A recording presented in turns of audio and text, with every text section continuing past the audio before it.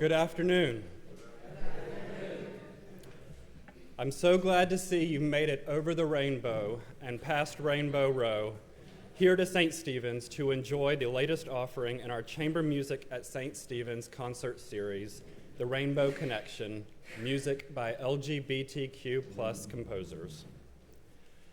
At previous events, I've remarked upon the words from the book of Isaiah that have been carved into stone and rested at the top of the facade of our sanctuary since this structure was built in 1836. My house shall be called the house of prayer for all people. The church uses these words as a motto of sorts. You will find them on our orders of service on Sundays, on our website, across our social media, and most importantly, in the works we do and the welcoming people we strive to be. Our music program employs a riff on these words for its tagline, a house of music for all people. And we try to make these words ring true both in our selections for worship and in the programming of our chamber music series. Last year, one of our concerts focused on the works of Edmund T. Jenkins, an African-American composer and son of Charleston who made beautiful music at the turn of the 20th century. And we were fortunate enough to have his grandnephew and Saturday Night Live keyboardist, Toughest Zimbabwe, join us to present his works and help ensure they're not lost to history. We also presented a program titled Music She Wrote, which focused on the contributions to the field of music by often overlooked female composers. This program proved so well conceived and popular that it was brought back for an encore when it was selected to be an official event in the Piccolo Spoleto Festival.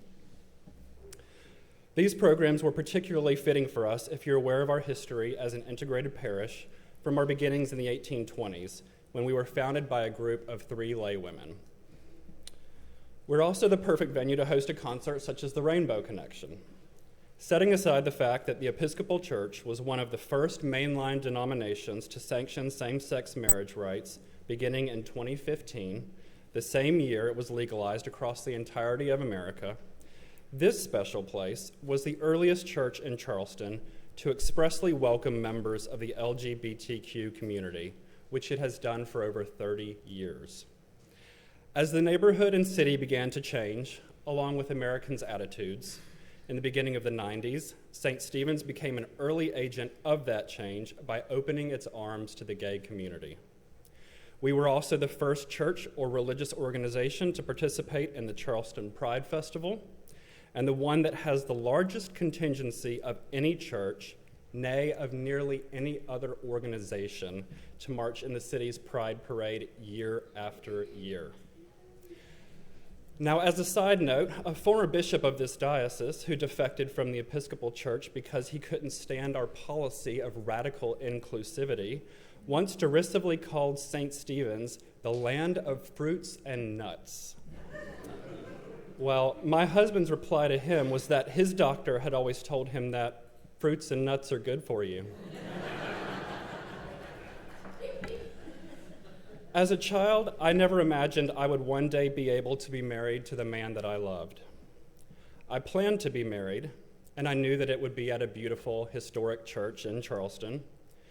But if I was to have anything approaching a normal life, not to mention a legal union and family, it would have to be a sham marriage to a woman. A marriage of convenience, or what some of you here may remember we once called a lavender marriage. But because of the great strides we have made as a nation, as a people, and as a wider church, and because of this special place, on the Feast of the Epiphany in 2017, I was able to marry my best friend and the love of my life here at this very altar before my family, friends, and God, in a ceremony where the homilist was our then interim rector, Father William Coyne, and the marriage and Eucharist was celebrated by the Bishop of South Carolina, no less, the very bishop brought in to replace the prejudicial one to whom I referred earlier. However, as we have seen with our recent election, progress is not always linear. And while the moral arc of the universe may bend towards justice, it can not only be long, but also contain breaks or blips or sometimes double up on itself. I know many of our community were saddened when Pete Buttigieg failed in his quest for the presidency, but then rejoiced when he was named head of the Department of Transportation, becoming the first openly gay cabinet member in the United States. Well, our new president-elect is about to nominate another, this time to be Secretary of the Treasury. A native of North Myrtle Beach, lately resident of Charleston in New York, Scott Bessent is a hedge fund manager who donated approximately $4 million to make America great again. In preparation for his move to DC, Mr. Bessent has listed his house on Charleston's High Battery for a record-setting $22.5 million. Shortly after marrying his husband, with whom he shares 2 children, Mr. Bessent was giving a talk at his alma mater, Yale University, when he said, "In a certain geographic region, at a certain economic level, being gay is not an issue." The question I pose, and the reason why we do events like this, is what about the rest of us? The rest of the ones who comprise the notion of all people. Because I'm not just talking about gays who don't live in the right zip code or have the appropriate checkbook balance. Replace gay in his statement with any other historically marginalized group, and in this day and age, it would still unfortunately ring true. In a certain geographic region, at a certain economic level, being black is not an issue. In a certain geographic region, at a certain economic level, being handicapped is not an issue. Being Jewish is not an issue. Being Hispanic is not an issue. Being a woman is not an issue. And let us not forget, even for those at certain economic levels and in certain geographic regions, gains can be reversed and rights stripped away. Colleen Condon, a parishioner at this church, who is a former Charleston County councilwoman, past president of the Alliance for Full Acceptance, and current first vice chair of the South Carolina Democratic Party, wrote a commentary on the editorial page in last week's Post-Courier that I commend to you.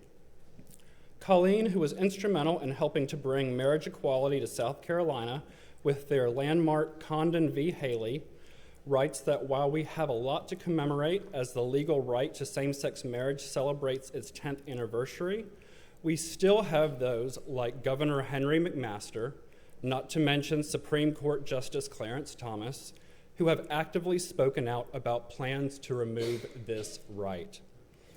Colleen also points out to us that in 2024 alone, the General Assembly has banned transgender youth and their parents from accessing transition-related health care, imposed a discriminatory policy restricting restroom access for trans students, and empowered book banning in South Carolina libraries with a focus on books related to people in the LGBTQ community and people of color.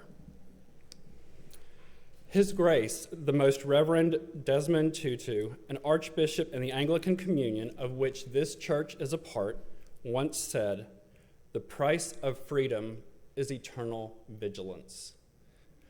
Vigilance is vital, but if I may be so bold, I would add to that transaction the words noise and action. Which brings me back to tonight's program. First, let's address the noise we don't want. Cell phones. If you could ensure they're turned to silent, your musicians and fellow audience members would be greatly appreciative. Now for the noise we do want, the music and our musicians. Wherever you are on the spectrum of the rainbow, or even as a straight ally, oh, there we go, noise. You will recognize many of the composers being featured tonight for creating the soundtrack to our lives. Some of the other artists may not be so familiar, but they're no less talented, and that's another reason why we do events like these, to bring those hiding in plain sight and deserving of recognition into the spotlight. All of the composers featured tonight are pictured on the back of your program. And speaking of talent deserving recognition, we have a slate of incredible singers and musicians who have worked very hard to connect you to the rainbow this evening. If they could please all stand up so that we can give them an advance round of applause for doing so.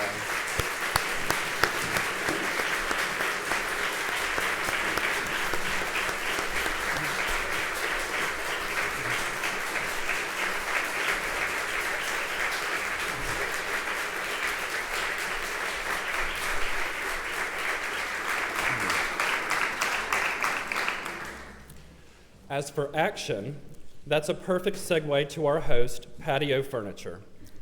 A personal friend of mine and someone many of you may know, Patti has spent 25 years doing what the best drag queens have always done, fostering ties within the gay community while bridging connections to our straight brothers and sisters, and always doing so with style and a smile. A Carolina girl through and through, Patti has won many a crown, including Miss South Carolina Pride and the City Paper's Best Drag Queen Award, appeared on season 2 of HBO's television show, We're Here, and has hosted and emceed countless community and charitable events.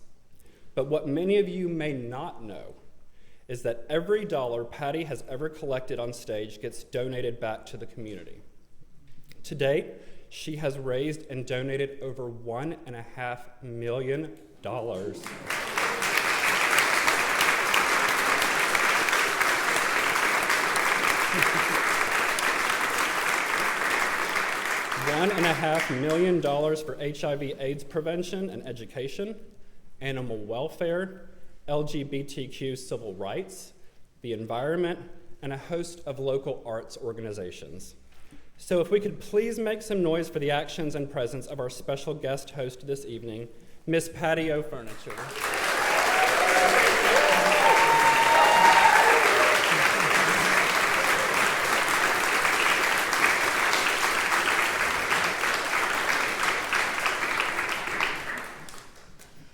Finally, I have one more person to introduce to you. To many of you, he needs no introduction. He brings action, he brings noise, and he certainly brings vigilance. I know that neither I nor his choristers can ever sneak anything by him. I could go on and on about him, but I've already said enough tonight, so I'll instead let him say a few words. He is the choir master and organist of St. Stephen's Church, the founder and musical director of the chamber music at St. Stephen's Series, and most important to me, my own favorite activist and my dear husband, Wayne Helmly.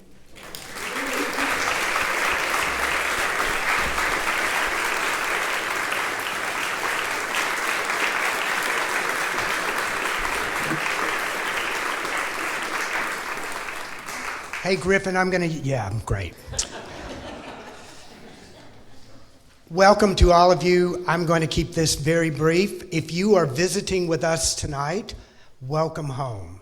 This is always your home.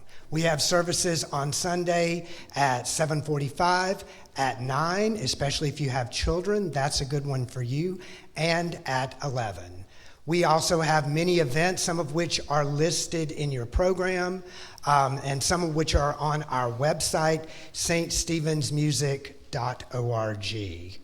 Also, I need to thank Joey, who does so much work for us. He is our webmaster.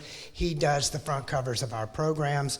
Also, Amanda Stevens, who does the interiors. I wish to thank Anonymous tonight. There are some people who give money to make these things possible, and they don't wish to be acknowledged in any way, but they are here tonight. Thank you. And also, if you would like to give to this and you don't want to be anonymous, I'll get on this microphone and say your name. All you want. I'd like to thank our rector, the Reverend Dr. Adam Shoemaker, and all of our clergy for their support. And I also want to thank a writer by the name of Nadine Hubbs. I commend Nadine, or she likes to be called Dean, to you.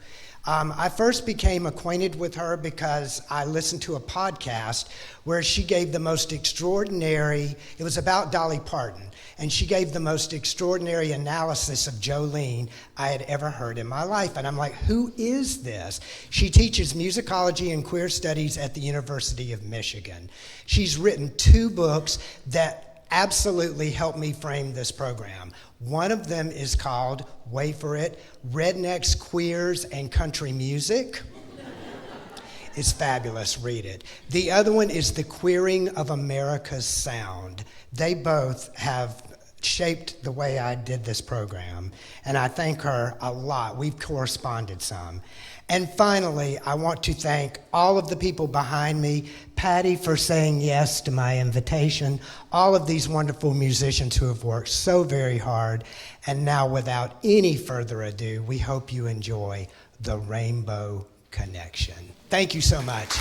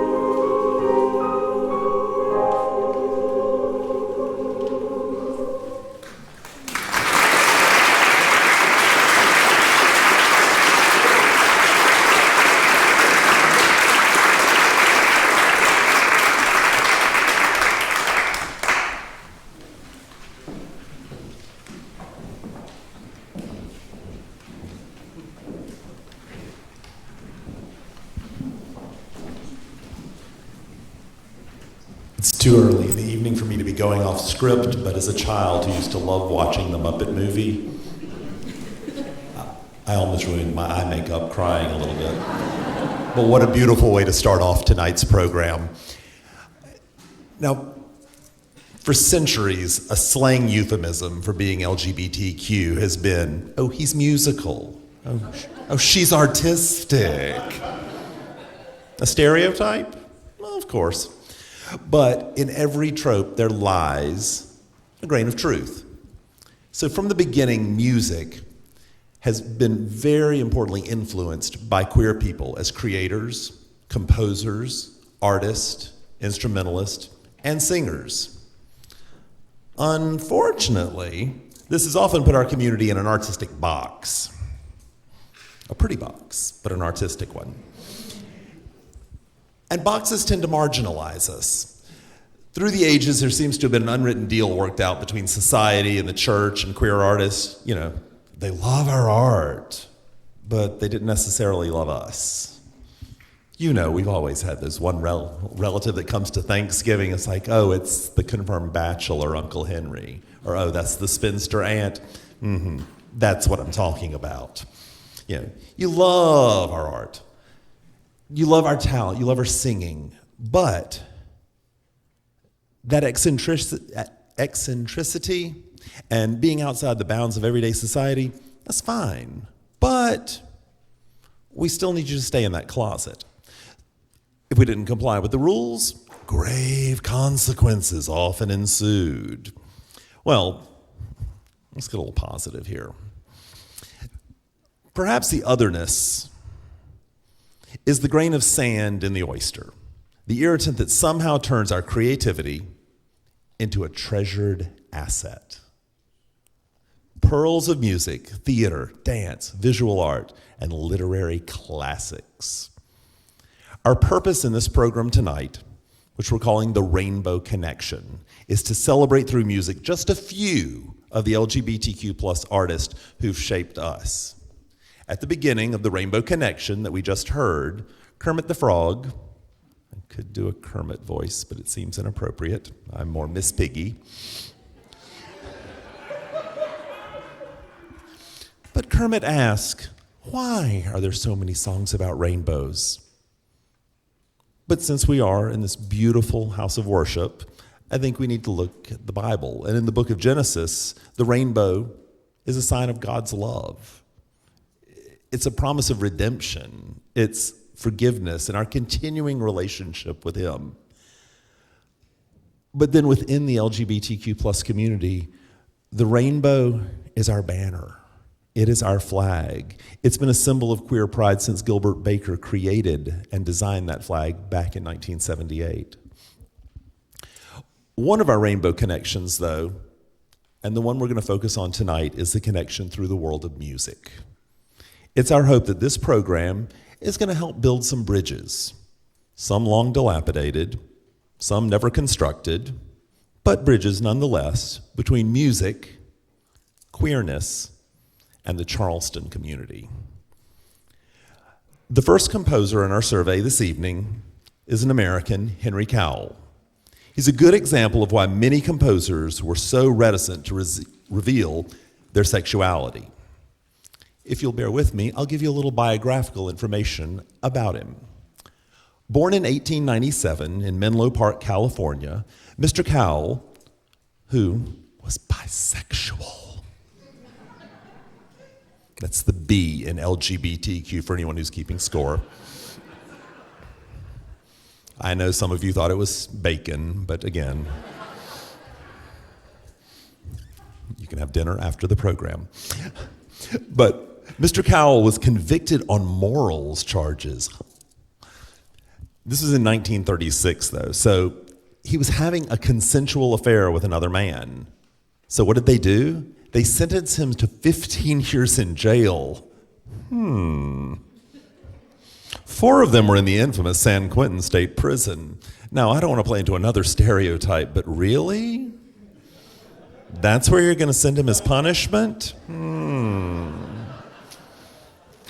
Now, I should say, you all can do the math. This all predated the disco diva Gloria Gaynor's song by several decades. But let's be honest, Cowell was determined to live by the mantra, "I will survive."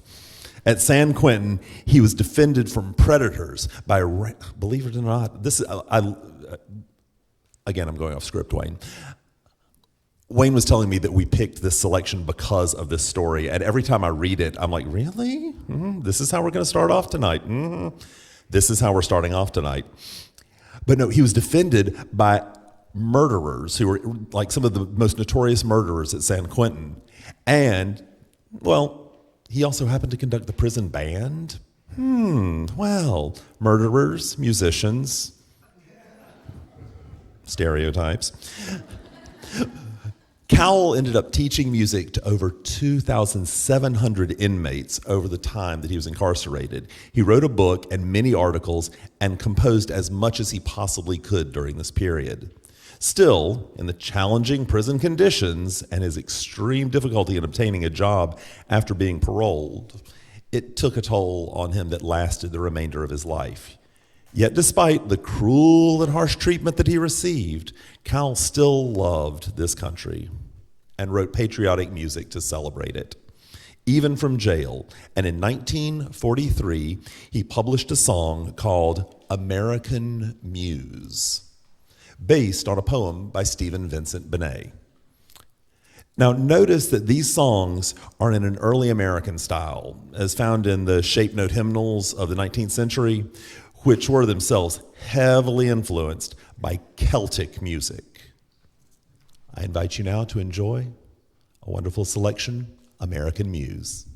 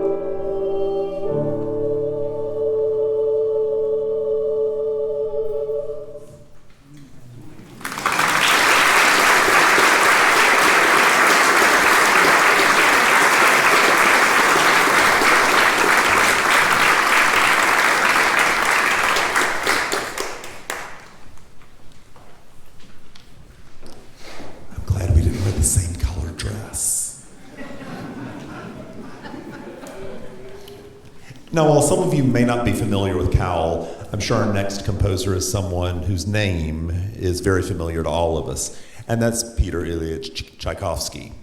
And Tchaikovsky's story is another powerful example of overcoming roadblocks many LGBTQ plus composers have faced throughout history. in an infamously homophobic Russia. Not much has changed. He struggled with concealing his homosexuality, but he still left an enduring mark with his masterpiece like the ballet Swan Lake, Romeo and Juliet, and of course, the perennial favorite at this time of year, the Nutcracker. Insert joke here. Wait, I'll insert it later. The joke.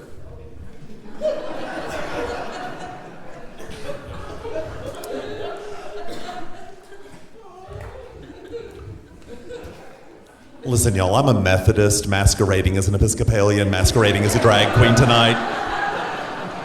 And my mother was Baptist, so there's a very, very, very tight rope that I'm walking. But back to our friend Peter. I like to call him Peter, and we're close like that, but y'all remember Tchaikovsky. Well, believe it or not, Russia, homophobic, difficult. Well, to overcome the gossip and rumors surrounding Tchaikovsky's sexuality, which could have landed him in jail, or worse, Tchaikovsky married a woman. Why on earth would you do that? Lavender. But the marriage, believe it or not, only lasted 2 months. A lot of good that did. Well, hopefully they got to keep the gifts. But until recently, many of Tchaikovsky's letters have been withheld from publication because they contained references to this homosexuality. Finally, in 2018, some of his letters were published in an English translation, uncovering passages that had been suppressed by Russian censors. Again, Russian censors? In his letters, Tchaikovsky wrote enthusiastically about his love relationships with men, a fact that Russian propagandists still deny to this day. Yet can we honestly imagine the Christmas season without his classic, The Nutcracker? Says the Sugar Plum Fairy. Here now is an arrangement for flute and piano. It's a few movements from this perennial holiday favorite.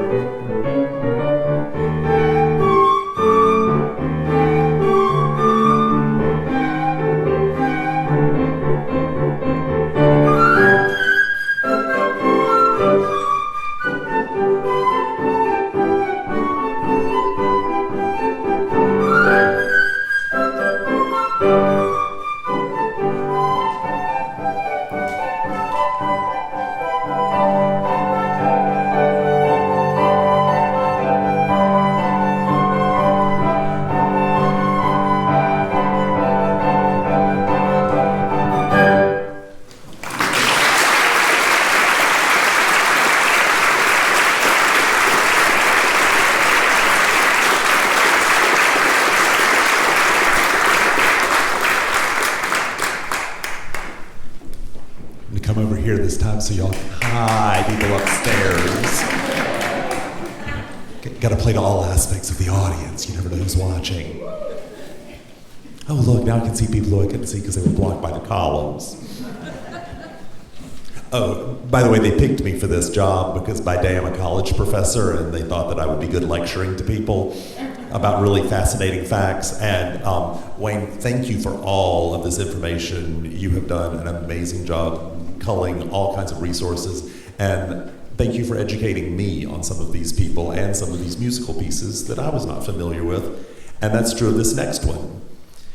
In her book, The Queer Composition of America's Sound, Gay Modernist, American Music, and National Identity, musicologist Nadine Hubbs essentially asks two questions. Does sexuality influence a composer's writing? And does the music they write influence culture? She perceptively analyzes how Aaron Copland and a small circle of other gay composers associated with him helped shape the modern sound of American music that we now take for granted. Copland, who's often called the dean of modern American music, was born in Brooklyn in 1900. He was a pioneer incorporating popular American forms such as jazz and folk music into more serious compositions. At the River is Copland's arrangement of an 1865 hymn by Robert Lowry. It was sung at the memorial services for both Copland and Leonard Bernstein.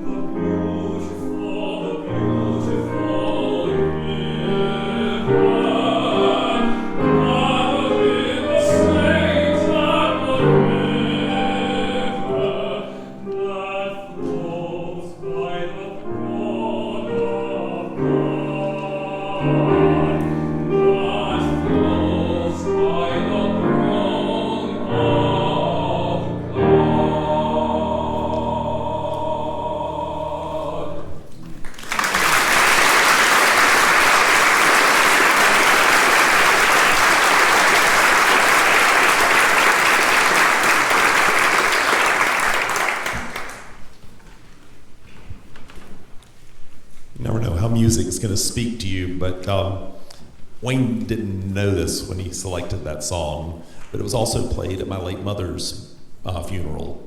And tomorrow would have been her 85th birthday. So thank you for that little God wink from her tonight. She was also a Baptist who turned into a Methodist.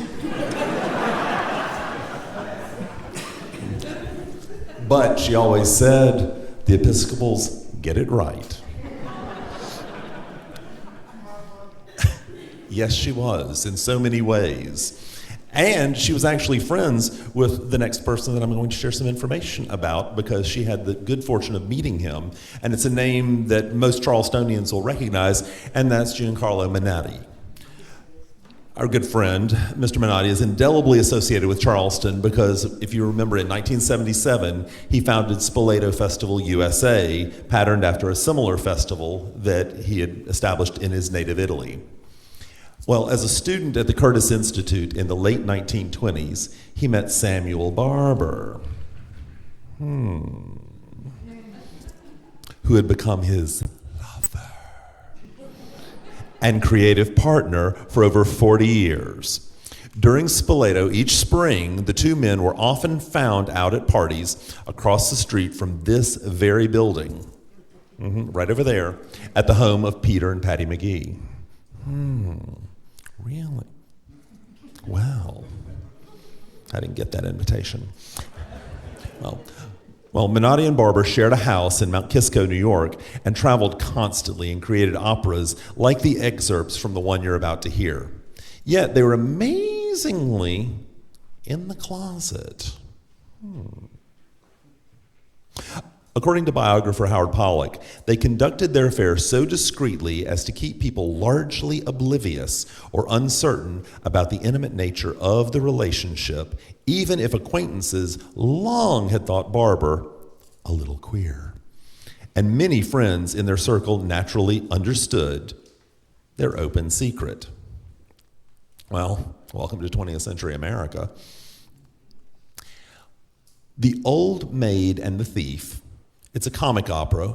It was originally written for radio with music by Menotti and a libretto by Barber. It exposes the gossips and secret of a seemingly quiet town, not unlike Charleston. The middle-aged spinster, Miss Todd, who spends most of her days simply knitting and gossiping with fellow spinster, Miss Pinkerton, has her world turned upside down when a beggar knocks on her door one rainy afternoon. She and her maid, Letitia, they quickly become smitten with the handsome wanderer. I feel like Blanche Devereaux in an episode of The Golden Girls. Vapors. Well, they're smitten with this wanderer, and they're eager to shelter him. You can buy whatever you want to from shelter. Well, anyhow, even though they find out that this wanderer may be an escaped convict, now the old maid and the thief.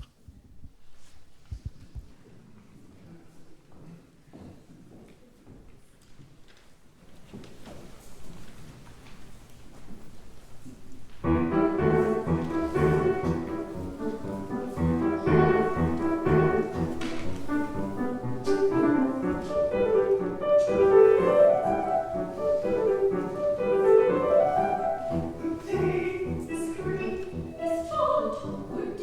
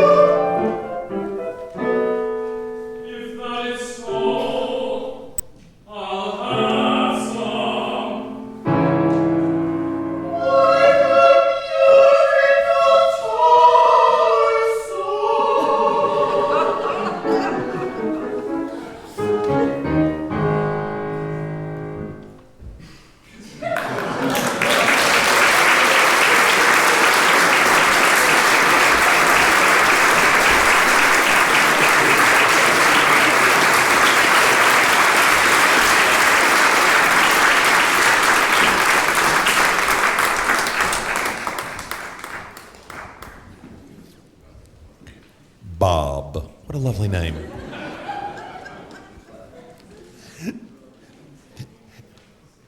Angela Morley was a British composer who originally became popular under the name Wally Stott. She won 3 Emmy Awards for compositions composed for various TV shows. In 1972, she transitioned to life as a woman, but out of fear that she wouldn't be accepted, she declined all public appearances.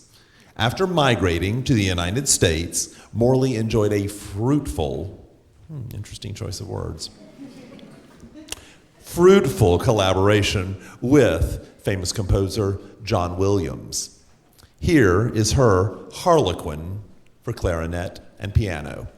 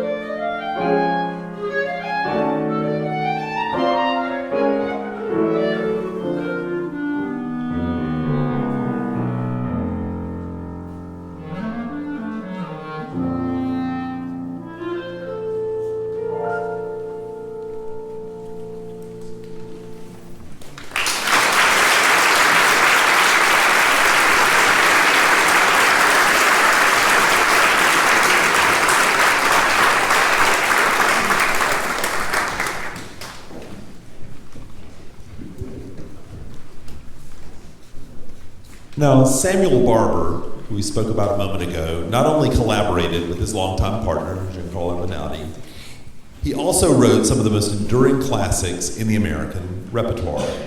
Hermit Songs was originally debuted by the mezzo-soprano Leontine Price. Hermits. I'm glad y'all aren't hermits. I'm glad you came out tonight. Saying, don't be hermits. Oh, and come back, by the way. Anytime. What, 7:45, 9, and 11? All three? And I see that there's stuff in the program about other fabulous music programs we have going on. Mm-hmm. And apparently there's construction going on. There's going to be a whole new St. Stephen's out in the back. Well, we are glad you all are not hermits and that you participate in wonderful programs like this, but Hermit Songs is where our next selection is coming from.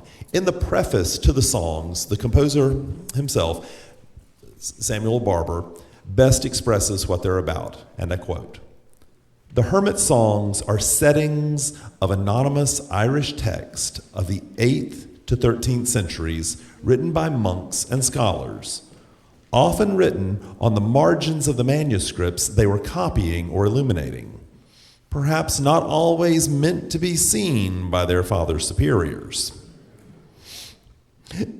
They're small poems, thoughts, or observations, some very short, and they speak in straightforward, droll, and often surprisingly modern terms of the simple life that these men led, close to nature, to animals, and to God."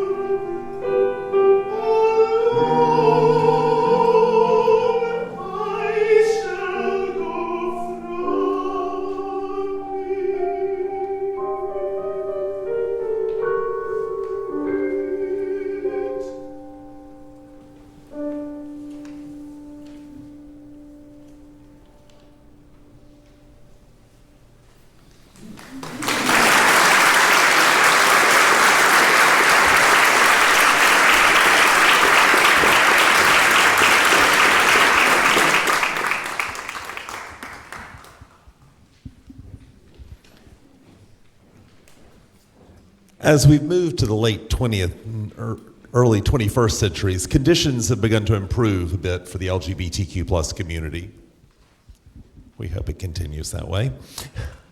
Composer Jennifer Higdon, who's a Pulitzer Prize winner and 3-time Grammy winner, has lived most of her life as an open lesbian. Her music has been hailed by Fanfare magazine as having the distinction of being once complex, sophisticated, but readily accessible emotionally, with the Times of London citing it as traditionally rooted, yet imbued with integrity and freshness. Let's see what this lesbian has to offer. Here now is her composition, A Gentle Notion.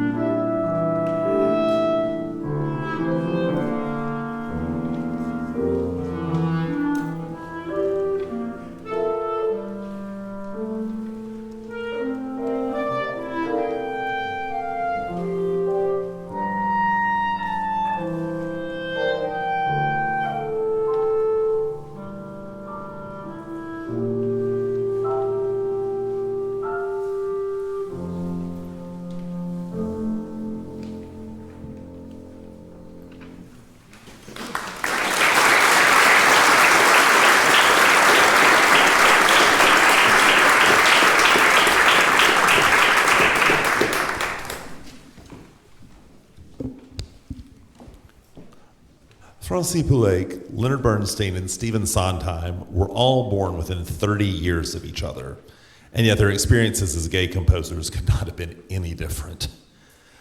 Poulenc associated being gay with impurity and could therefore never truly accept his orientation. Despite this, the Flute Sonata was written for a young male soldier with whom he was having a torrid affair at the time. Now, Bernstein, as depicted in, I'm sure many of you all have seen the biopic Maestro with Bradley Cooper. Well, if you saw the film, and you probably know, Bernstein lived a double life, attempting to hide his sexuality from the world. Sondheim, the youngest of this trio that we're discussing, fared better. He lived his life out and proud, and at his death was married to his longtime partner, Jeff Romley. Enjoy 3 selections from these very 3 different experiences.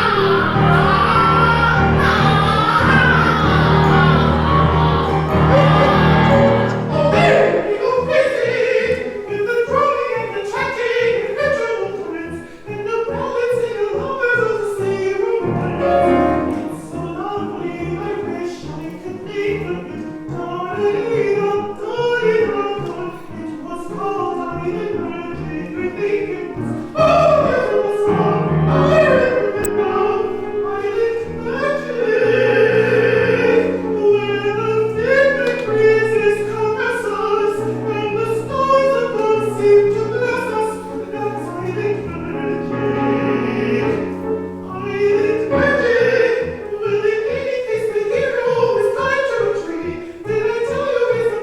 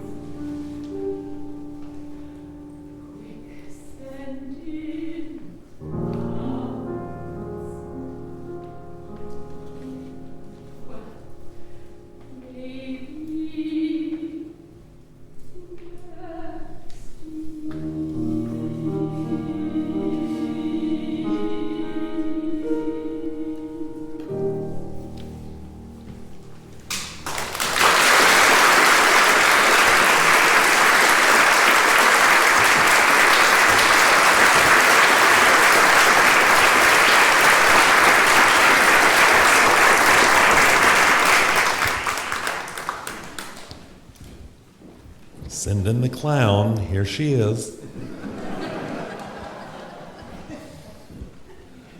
I'm going to pretend that that's not why Wayne picked that song. Listen, if I'm a clown in a gown, I'm fine with that. And, of course, many of you probably recognize that piece.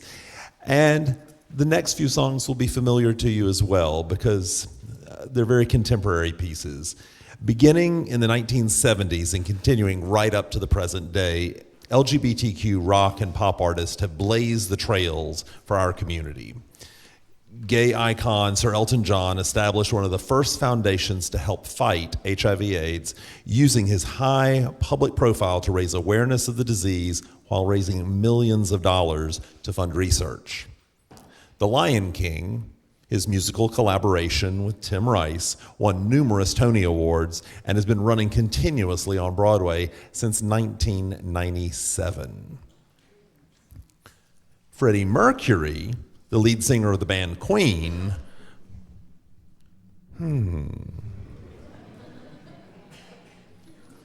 was among those victims of the HIV/AIDS pandemic that inspired Elton John to create his foundation. Mercury, who is bisexual, wrote some of the most emblematic and creative rock classics ever, including Don't Stop Me Now. On the 10th anniversary of the release of Born This Way, The Atlantic magazine commented that with the song, bisexual Lady Gaga previewed a decade of culture wars and made unity sound defiant. But it would be a dreary day if we couldn't still take some joy from Gaga's central argument that we are all born superstars.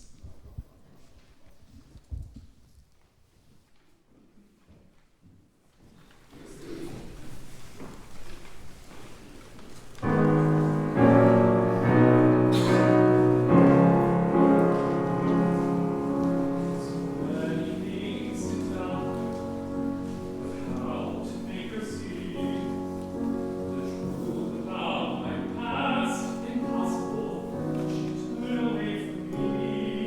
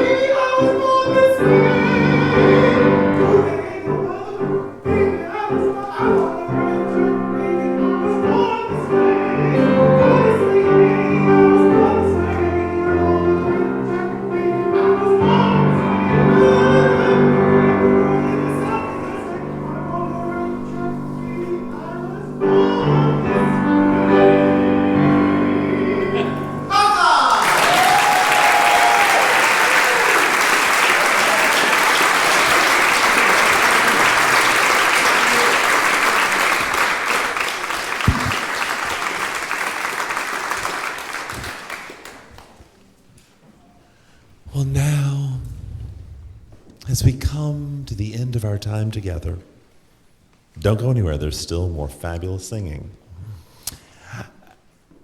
This musical exploration of LGBTQ composers, has left us with no more fitting end than with a rousing Broadway show tune. I mean, did you really think that we could get away with no show tunes? Well, I guess Lion King, yeah. But we need a big one.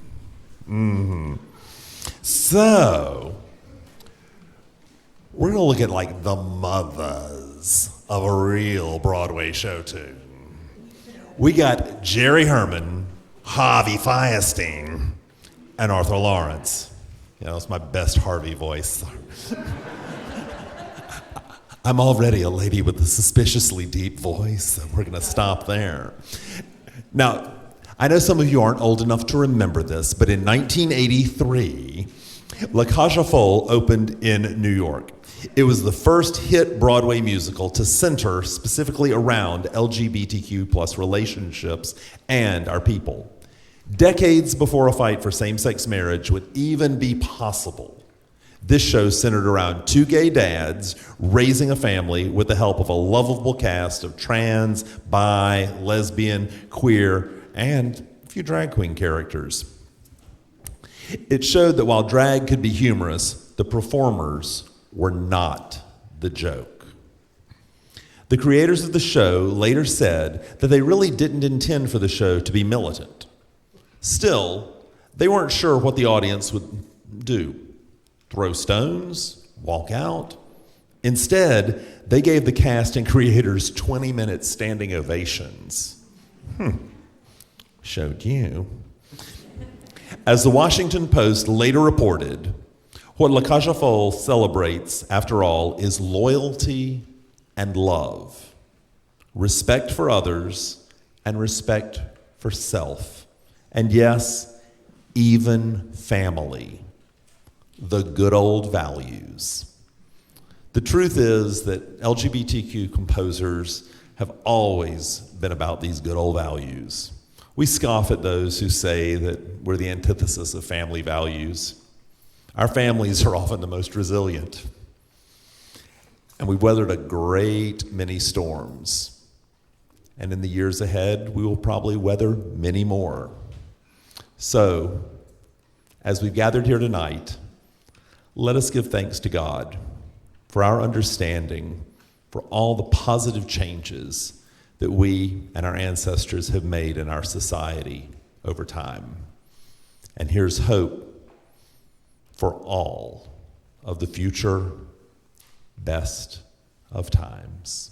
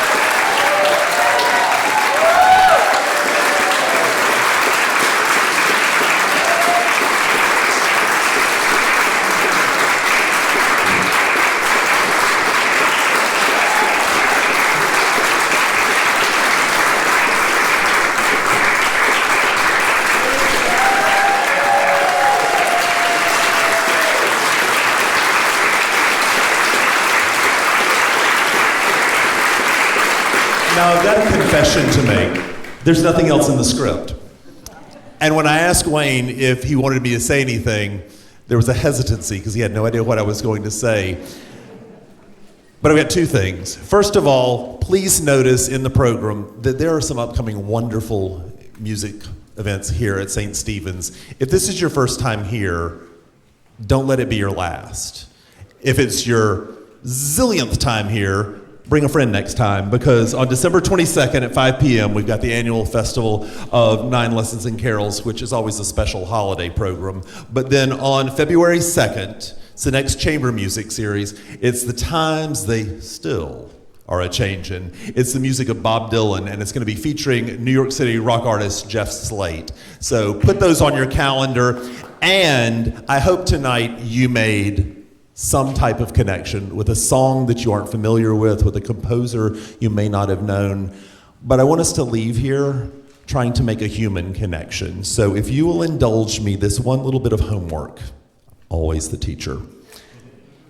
When you leave here today, sometime in the next 24 hours, will you see if you can share a smile with one person that you do not know, someone you pass on the street, someone that you see at work, someone that you might be sitting next to in traffic. We never know what somebody else is going through in this world, and now more than ever, a simple gesture like a smile can go so long and so far and so powerfully help us make those connections. So there's your homework. I'm not going to grade you on it. I know you're going to do it. And thank you all for being here tonight. Have a very safe trip home and a blessed Thanksgiving.